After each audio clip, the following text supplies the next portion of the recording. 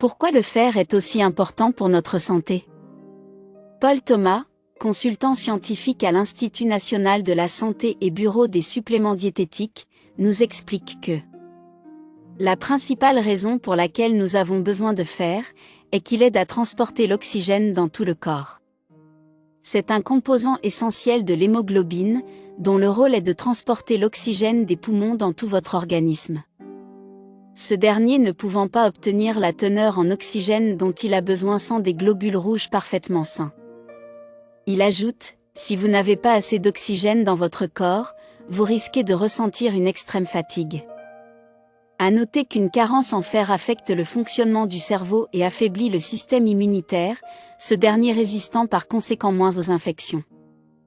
En outre, dans le cas d'une grossesse, une déficience sévère augmente le risque d'une naissance prématurée ou d'un retard de croissance intra-utérin. Présent en petite quantité mais non moins nécessaire à notre bonne santé, le fer que nous absorbons est éliminé chaque jour, ou du moins une bonne partie. Il faut donc équilibrer les pertes par des apports alimentaires quotidiens suffisamment riches.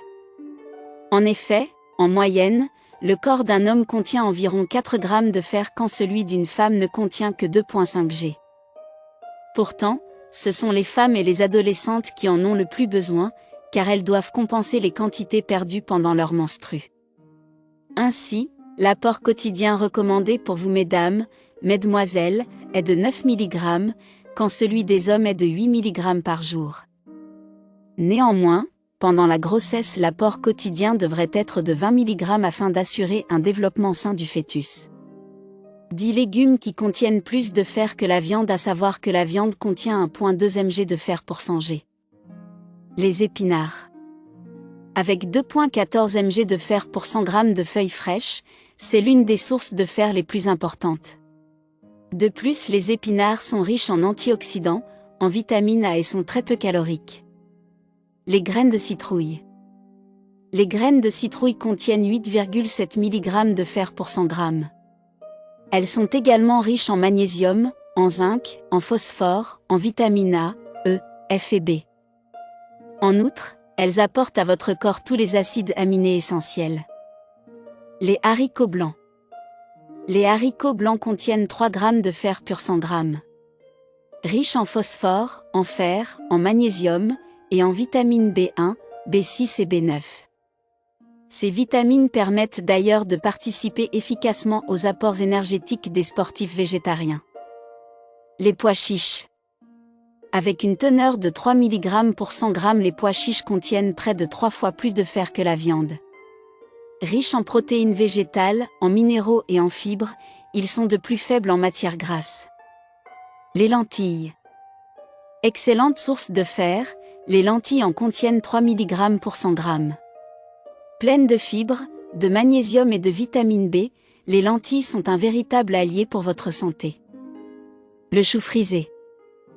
Le chou frisé est un super aliment qui vous apporte à lui seul plus que l'apport quotidien recommandé de nombreuses vitamines, soit 512% de vitamine A, 200% de vitamine C et contient 1,5 g de fer pour 100 g.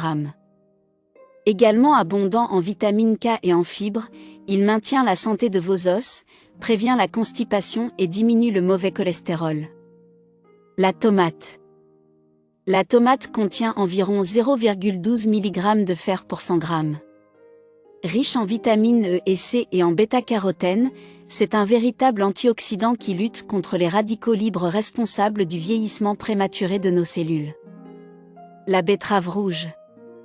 Contenant 0,79 mg de fer par 100 g, la betterave rouge est également riche en magnésium, en calcium et en acide folique. Ce légume favorise le bon fonctionnement de votre foie et aide à l'assimilation des glucides dans votre métabolisme. Les brocolis. Le brocoli contient une quantité de fer pratiquement équivalente à celle de la viande, soit 1 mg pour 100 g. En outre, il apporte 168% de la dose quotidienne de vitamine C recommandée pour un adulte. Cette vitamine favorisant l'absorption du fer, le corps assimile donc parfaitement le minéral.